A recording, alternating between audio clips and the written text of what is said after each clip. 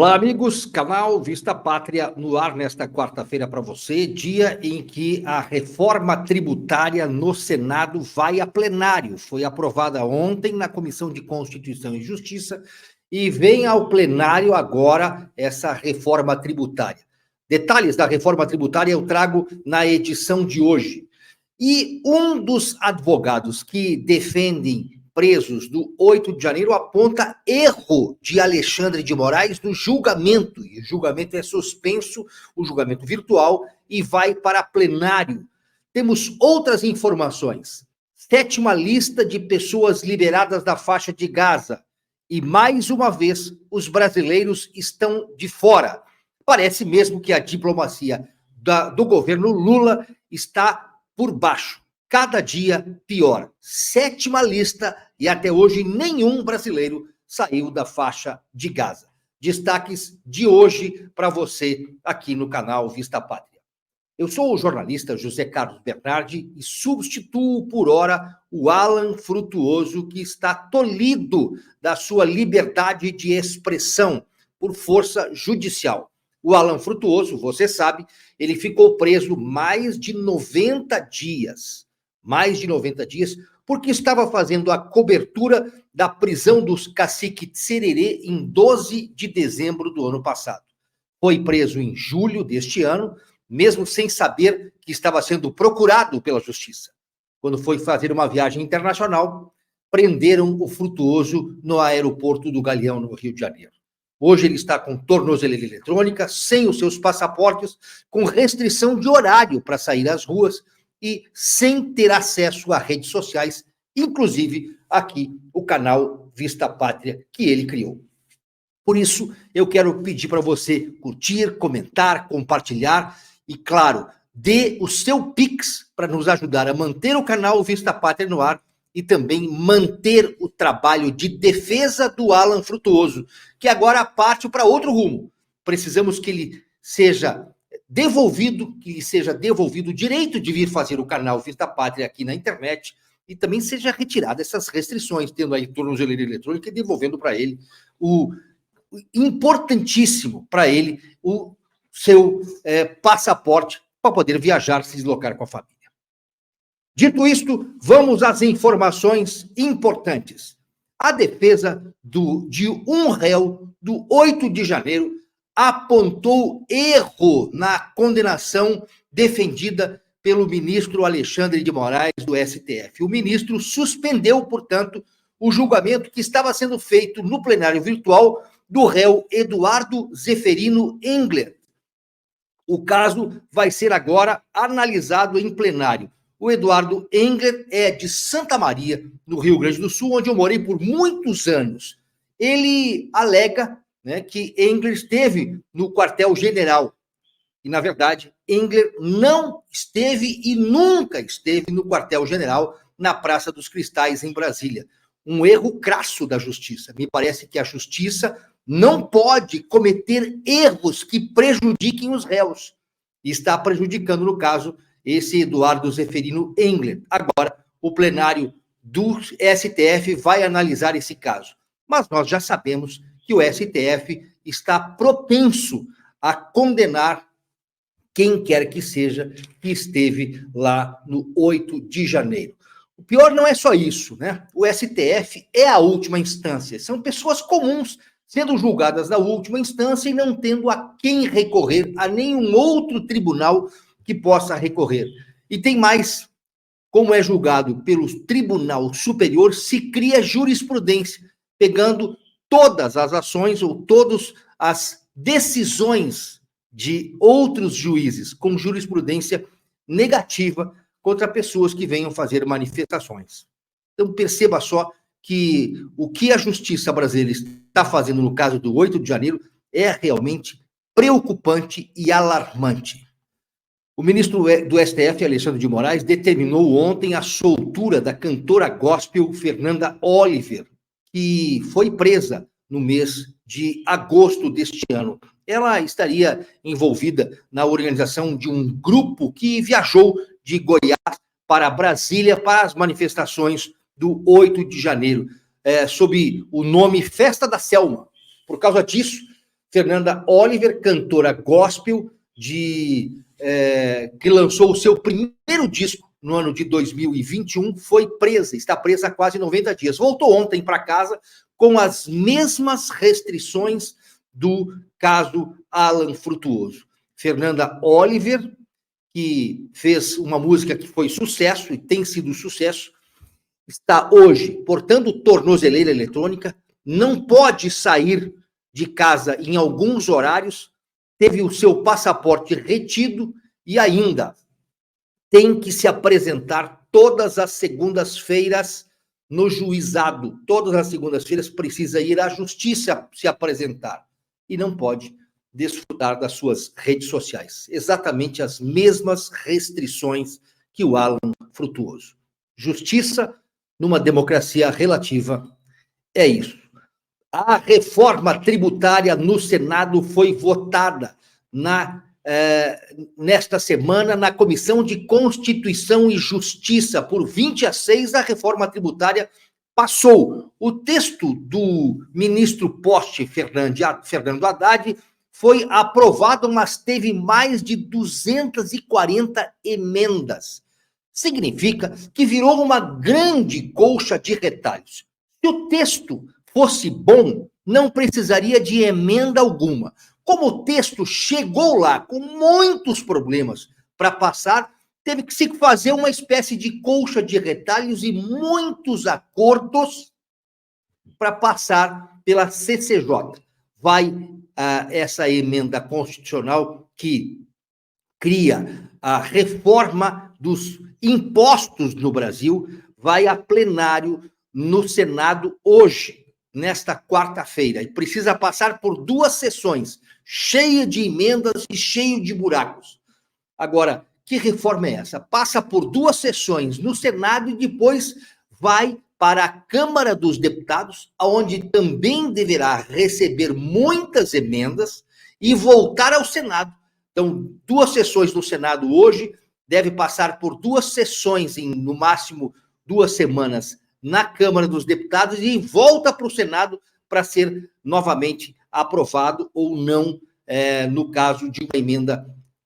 A Constituição não precisa de sanção presidencial, é promulgado no próprio plenário do Congresso Nacional. Perceba só, o presidente Bolsonaro, eu o chamo de presidente, que sempre será presidente, fez um texto na sua rede social criticando duramente, inclusive criticou pessoas, senadores, que se elegeram na onda verde e amarela e que hoje vestem camisa vermelha no Senado. O texto de Bolsonaro diz: um voto que marcará o futuro de cada um de nós. Hoje o Senado decide o futuro do Brasil. A reforma tributária proposta por aquele que tem orgulho de ser chamado de comunista será votada. Alguns senadores que se elegeram ou reelegeram dizem que tiveram algumas das suas emendas acolhidas e votarão com os comunistas, pois alegam que o seu estado não será afetado ou será menos prejudicado. De concreto, teremos o IVA mais caro do mundo, o imposto de valor agregado mais caro do mundo, segundo o Bolsonaro. O Brasil não pode ter um outro estado bem e os demais prejudicados. De nada vale um estado produzir se os demais não podem comprar. A economia não irá girar. Todos perderão, diz Bolsonaro na rede social hoje. Exemplifico. De que vale a Zona Franca de Manaus produzir se não tiver para quem vender seus produtos? Quem irá investir no Brasil sem mercado consumidor ou num país onde tudo é produzido, que é produzido é extremamente caro? Os empresários, com toda certeza, investirão em outros países. De nada vale vestir verde e amarelo por ocasião das eleições e vermelho durante o mandato. O nosso futuro será o da Venezuela, a Argentina, reticências. O PT está ao lado da liberação das drogas, do aborto, do novo marco temporal, do fim da propriedade privada, da censura. Não considera o Hamas terrorista, está ao lado de ditadores contra o agronegócio, contra o legítimo direito à defesa, a favor da ideologia de gênero, ou seja, ao lado de tudo aquilo que repudiamos, porque estão E por que, então, essa proposta de reforma tributária seria boa? Por fim, quero lembrar que o setor de serviços, o maior gerador de empregos do Brasil, será duramente atingido por essa reforma. O agronegócio, o orgulho nacional, também terá aumento de carga tributária. O setor de tecnologia e inovação também terá forte aumento de tributos. Como um país se desenvolve se as empresas de tecnologia e inovação são taxadas com altas alíquotas? Esse é o caminho que queremos para o Brasil? Já imaginou o pequeno empresário do setor de serviços que hoje paga em torno de 8% de impostos, tendo que arcar com IVA de quase 30%? Imagine você contratando um serviço e descobrindo que irá pagar R$ 130 se o empresário emitir uma nota ou R$ 100 sem nota. Fantasmas do passado irão retornar ao nosso país. Deus salve o Brasil, Jair Bolsonaro. Na verdade, essa reforma tributária vai aumentar e muito a carga tributária, mas vai aumentar também a evasão. Muita gente vai trabalhar sem nota. Como é caro ser brasileiro. Agora vai para plenário no Senado Federal e esperamos que na Câmara seja barrada. E prestes a deixar o cargo no Tribunal Superior Eleitoral, o ministro do tapinha na cara, do missão dada é missão cumprida, Benedito Gonçalves, condenou pela terceira vez Jair Bolsonaro à inegibilidade. Bolsonaro é 3 vezes inelegível para o ministro Benedito Gonçalves. Será que vai ter que pedir música no Fantástico? 3 vezes inelegível, Benedito Gonçalves trata Bolsonaro. Por que mesmo estão com tanto medo que Bolsonaro volte à cena? Porque não basta um processo só, precisa ser cumulativo, ter mais de um processo? Será que eles estariam preparando uma cama de gato para tirar Lula? Tirar Lula antes do tempo e chamar uma nova eleição, tendo a garantia de que Bolsonaro não terá condições alguma de assumir uma candidatura. Por isso, tanta inegibilidade. Então, Benedito Gonçalves, do tapinha na cara, e também do missão dada, missão cumprida, cumpre uma missão nesse momento. E nos dá um tapa na cara. Bolsonaro, 3 vezes inelegível. Em Portugal, nós temos uma crise gigantesca. O ministro socialista Antônio Costa renunciou ao cargo esta semana depois de um escândalo vir à tona e de várias prisões. Costa anunciou sua demissão depois de ser alvo de uma investigação sobre exploração irregular de energia verde. Costa disse: fui surpreendido com a informação de que estava sendo alvo de investigações. Aspas, estava totalmente disposto a me dedicar com toda a energia a cumprir o mandato até o fim desta legislatura. O ex-primeiro-ministro disse ainda que os próximos passos serão anunciados pelo presidente Marcelo Rebelo, que está totalmente disponível para colaborar.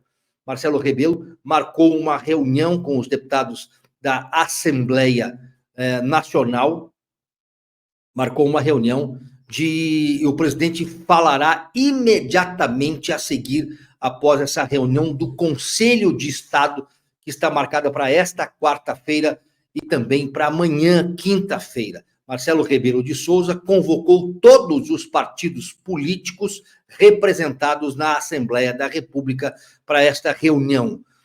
5 pessoas foram detidas nas investigações. 5 pessoas. O nome delas: o empresário Diogo Lacerda Machado, que se apresenta como amigo pessoal do ex-primeiro-ministro Antônio Costa, o chefe de gabinete do primeiro-ministro, Vitor Scária, e o presidente da Câmara de Sines, Nuno Mascarenhas. E também foram detidos, além do primeiro-ministro, foram cumpridos 20 mandados de busca no Ministério do Meio Ambiente e Ação Climática, Ministério da Infraestrutura, Secretaria de Estado de Energia e Clima, na Câmara Municipal de Sines e vários espaços públicos, repartições públicas que a polícia de lá fez batida. Crise política, portanto, em Portugal.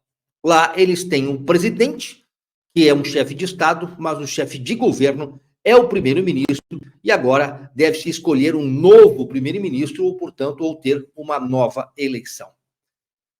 E hoje foi divulgada a 7ª lista de pessoas do mundo que estão na faixa de Gaza. Já são quase 3 mil pessoas que deixam a faixa de Gaza, e nós temos 34 brasileiros lá, que nesta 7ª lista ainda não estão com os seus nomes incluídos. Segundo a vovó Mafalda, como é conhecido no meio jornalístico, o Noblat, Ricardo Noblat, Lula foi dormir furioso ontem à noite com a notícia da demora em liberar os 34 brasileiros retidos na faixa de Gaza. Segundo o Noblat, ele deve ter acordado ainda hoje mais furioso porque saiu a 7ª lista e nenhum brasileiro foi contemplado. Os brasileiros continuam presos na faixa de Gaza.